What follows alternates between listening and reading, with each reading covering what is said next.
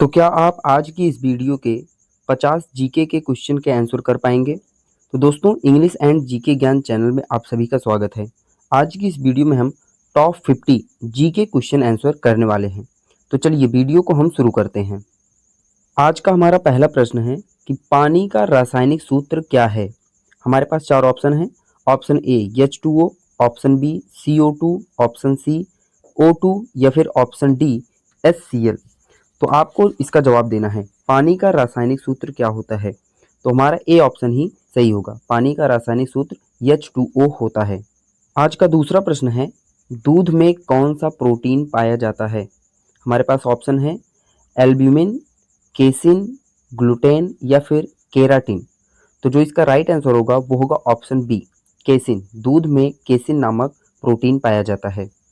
अगले प्रश्न की तरफ बढ़ते हैं और आज का तीसरा प्रश्न है, बेकिंग सोडा का रासायनिक सूत्र क्या है?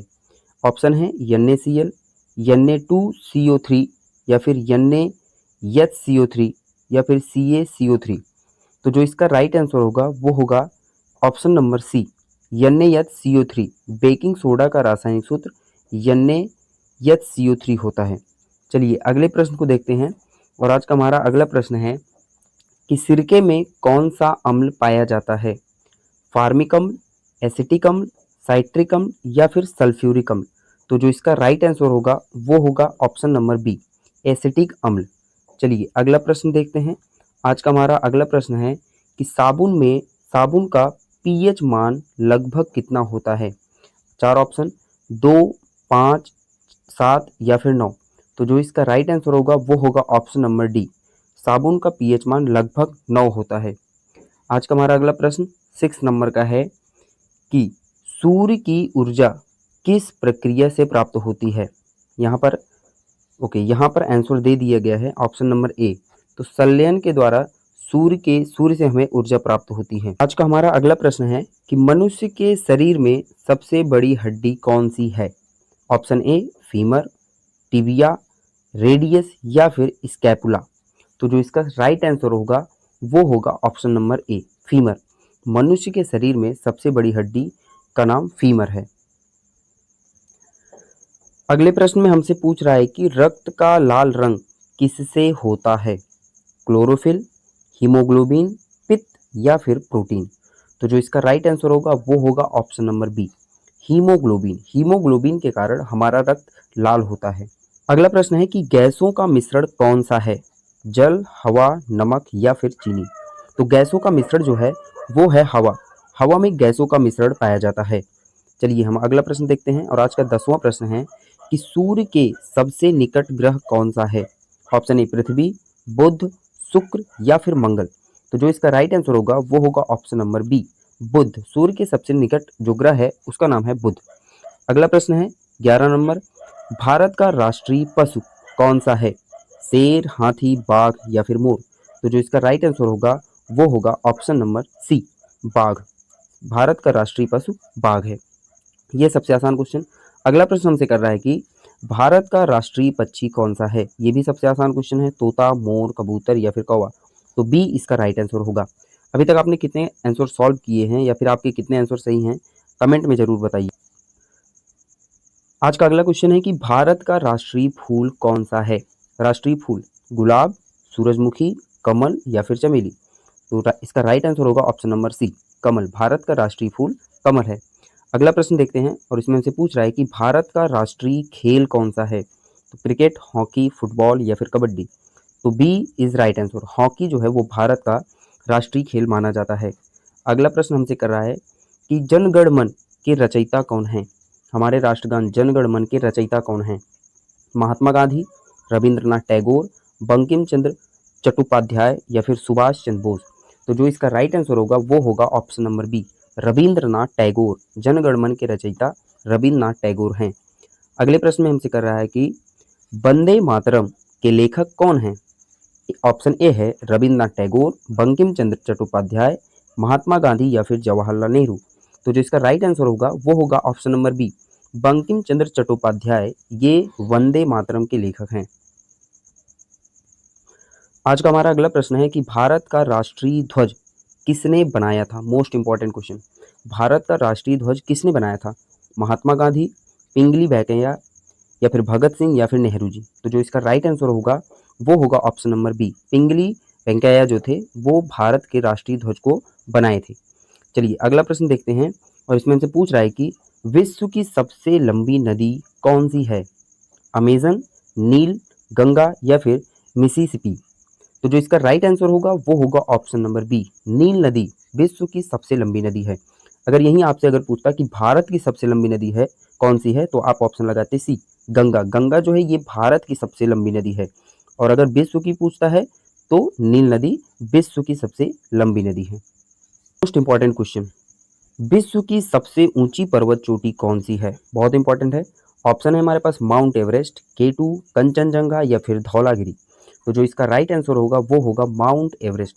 विश्व की सबसे ऊंची जो पर्वत चोटी है वो माउंट एवरेस्ट है। अगले प्रश्न में हमसे पूछ रहा है कि भारत की सबसे लंबी नदी, अभी मैंने इससे पहले आपको बताया कि भारत की सबसे लंबी नदी कौन सी है, तो ऑप्शन सी गंगा। गंगा जो है वो भारत की सबसे लंबी नदी है। चलिए अगले प्रश्न को देखते हैं।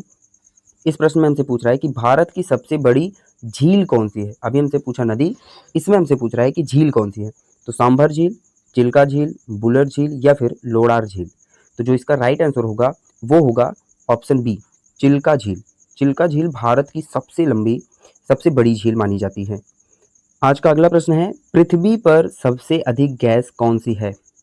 ऑक्सीजन, कार्बन डाइऑक्साइड, नाइट्रोजन या फिर हाइड्रोजन। तो जो इसका राइट आंसर होगा वो होगा ऑप्शन नंबर सी, नाइट्रोजन। लगभग ये 71% है। अगला प्रश्न देखते हैं। इस प्रश्न में हमसे कर रहा है कि मनुष्य के शरीर में कितनी हड्डियां होती हैं?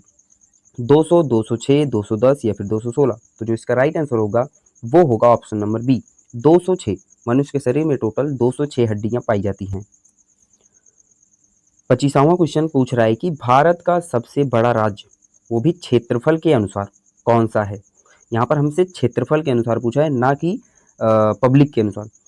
तो जो भारत का सबसे बड़ा राज्य माना जाता है वो है, चलिए ऑप्शन को पहले देखते हैं, उत्तर प्रदेश, मध्य प्रदेश, राजस्थान या फिर महाराष्ट्र। तो जो इसका राइट आंसर होगा वो होगा ऑप्शन नंबर सी, राजस्थान जो है वो क्षेत्रफल के हिसाब से भारत का सबसे बड़ा राज्य है। अगला प्रश्न देखते हैं।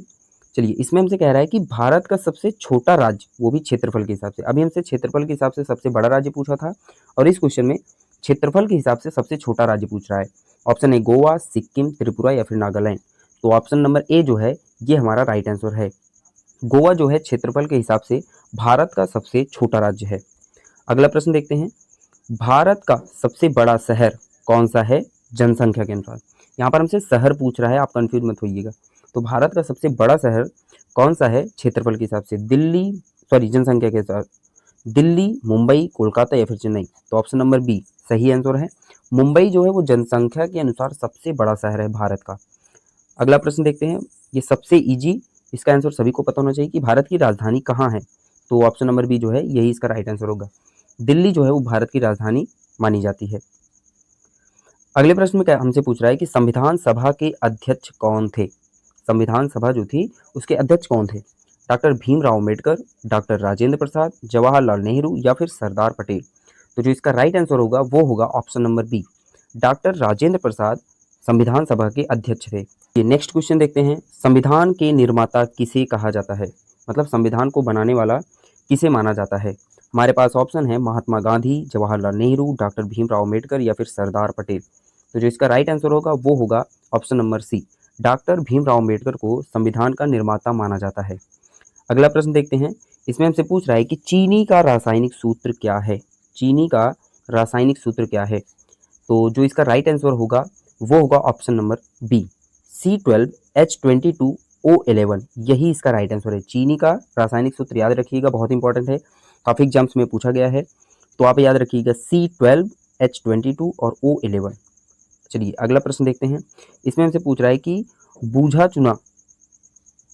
हुआ चूना इसका रासायनिक सूत्र क्या होता है? तो इसका भी आप रासायनिक सूत्र याद रखिएगा, और इसका जो राइट आंसर है वो है CaOH2। ऑप्शन नंबर बी यही इसका राइट आंसर है, CaOH2 बुझे हुए चूने का रासायनिक सूत्र है। अगला प्रश्न देखते हैं। इस प्रश्न में हमसे पूछ रहा है कि ग्लूकोज का रासायनिक सूत्र क्या होता है? ग्लूकोज का रासायनिक सूत्र क्या होता है? तो C6H12O6 ये इसका राइट आंसर होगा। ग्लूकोज का रासायनिक सूत्र C6H12O6 यही होता है। चलिए अगला प्रश्न देखते हैं। इस प्रश्न में हमसे पूछ रहा है कि नींबू का पीएच मान कितना होता है। ओके, तो ऑप्शन ए है 1.2, 2.4, 6.5 या फिर 8.5। तो जो इसका राइट आंसर होगा वो होगा ऑप्शन नंबर बी 2.4। नींबू का पीएच मान 2.4 होता है। अगले प्रश्न में हमसे पूछ रहा है कि जो समुद्र जल होता है उसका पीएच मान कितना होता है, 6.5, 7.0, 8.5 या फिर 9.0। तो जो इसका राइट आंसर होगा वो होगा ऑप्शन नंबर सी 8.5। समुद्री जल का पीएच मान 8.5 होता है। अगला प्रश्न देखते हैं। मानव रक्त का पीएच मान कितना होता है, 6.8, 7.0, 7.4 या फिर 8.0। तो जो इसका राइट आंसर होगा वो होगा ऑप्शन नंबर सी 7.4। चलिए अगला प्रश्न देखते हैं कि आईएएस का पूरा नाम क्या है, मतलब आईएएस का इस क्वेश्चन में हमें फुल फॉर्म बताना है। तो आईएएस का फुल फॉर्म सभी को याद होना जरूरी है, इंडियन एडमिनिस्ट्रेटिव सर्विस। तो ऑप्शन नंबर बी जो है यही इसका राइट आंसर होगा, इंडियन एडमिनिस्ट्रेटिव सर्विस। ओके, अगले प्रश्न में हमसे कह रहा है कि आईपीएस का पूरा नाम क्या होता है। तो जो इसका राइट आंसर होगा वो होगा Indian police service, option number B. IPS का फुल फॉर्म होता है इंडियन पुलिस सर्विस। ओके, याद रखिएगा। अगला प्रश्न देखते हैं और इसमें हमसे कह रहा है कि यूपीएससी का पूरा नाम क्या है, मतलब यूपीएससी का फुल फॉर्म बताना है। तो जो इसका राइट आंसर होगा वो होगा union public service commission, union public service commission, मतलब ऑप्शन नंबर सी। अगला प्रश्न देखते हैं। भारत का राष्ट्रीय वृक्ष कौन सा है। ये सबसे इजी क्वेश्चन है, पीपल, नीम, बरगद या फिर आम। तो ऑप्शन नंबर सी बरगद जो है ये भारत का राष्ट्रीय वृक्ष है या फिर राष्ट्रीय वृक्ष माना जाता है। भारत के प्रथम शिक्षा मंत्री कौन थे, डॉक्टर राजेंद्र प्रसाद, मौलाना अबुल कलाम आजाद, जवाहरलाल नेहरू या फिर डॉक्टर सर्वपल्ली राधाकृष्णन। तो जो इसका राइट आंसर होगा वो होगा option number B, Maulana Abul Kalam Azad जो थे वो भारत के प्रथम शिक्षा मंत्री थे। अगला प्रश्न देखते हैं और इस प्रश्न में हमसे कह रहा है कि भारत को स्वतंत्रता कब मिली। ये हर एक भारतीय को पता होना चाहिए।